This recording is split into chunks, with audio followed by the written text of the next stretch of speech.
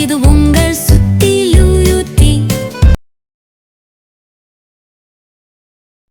ஒரு மாடு மேய்க்கிறவரு தன்னோட குடும்பத்தோட அந்த காட்டு பக்கத்துல வாழ்ந்துட்டு வந்தாரு.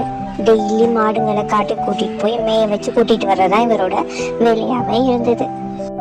அது மழை காலங்கிறதுனால காட்டுக்குள்ள நிறைய உணவு கிடைக்கல.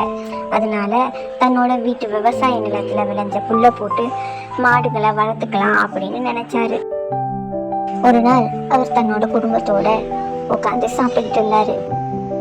அந்த நேரத்துல சில காட்டு மாடுங்களும் அவரோட மந்தையில வந்து சேர்ந்துச்சுங்க. அதுங்களுக்கும் தன்னோட வீட்டுல இருந்த சாப்பாட்டை கொடுத்ததும் அதுங்க அங்கேயே தங்கிடுச்சுங்க. அடடா, மழை காலங்கிறதுனால அதுங்களுக்கு சாப்பிட எதுவும் கிடைக்கல பொறுக்கு. அதனாலதான் இதுங்க நம்ம மந்தைக்கு வந்து சேர்ந்துருச்சுங்க. சரி, பரவாயில்ல, செலவே இல்லாம நம்மளுக்கு இவ்வளவு மாடுங்க கிடைச்சிருக்குங்க. இதுங்களுக்கு நல்ல உணவு கொடுத்து இதுங்களை நம்மளே வச்சுக்கணும். மாடுங்களை தன்னோட மந்தைக்கு வந்ததை நினைச்சு சந்தோஷப்பட்ட அந்த விவசாயி மாடுங்களுக்குலாம் நிறைய உணவு வச்சுட்டு நைட்டே ஆயிடுச்சுன்றதுனால போய் தூங்க போயிட்டாரு.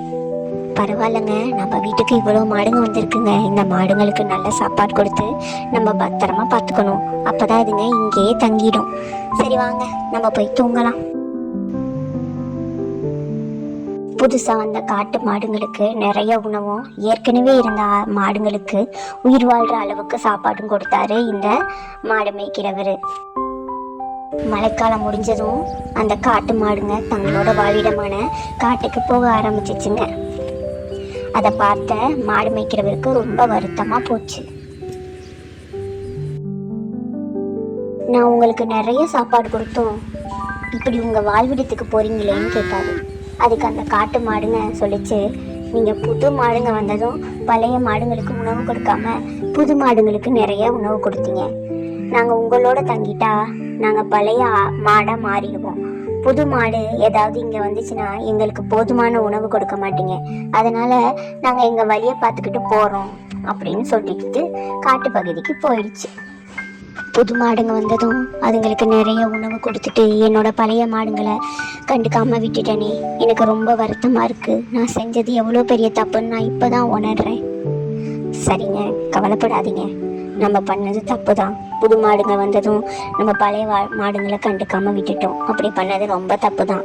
சரி விடுங்க, அதுங்க வந்த இடத்துக்கு போயிருச்சு. நம்மளோட மாடுங்களை பத்திரமா பார்த்துக்கலாம். புது மாடுங்க வந்ததும் பழைய மாடுங்களை கண்டுக்காம விட்டதை நினைச்சு அந்த மாடு மேய்க்கிறவரு ரொம்ப வருத்தப்பட்டாரு. குழந்தைகளே, நீங்களும் புதுசா ஒரு பொருள் வாங்கினதுக்கு அப்புறம் பழைய பொருளையோ, புதிய நண்பர்கள் வந்ததுக்கு அப்புறம் பழைய நண்பர்களையோ விட்டுடக்கூடாது. சரிங்களா? கதை முடிஞ்சிச்சு. டாடா.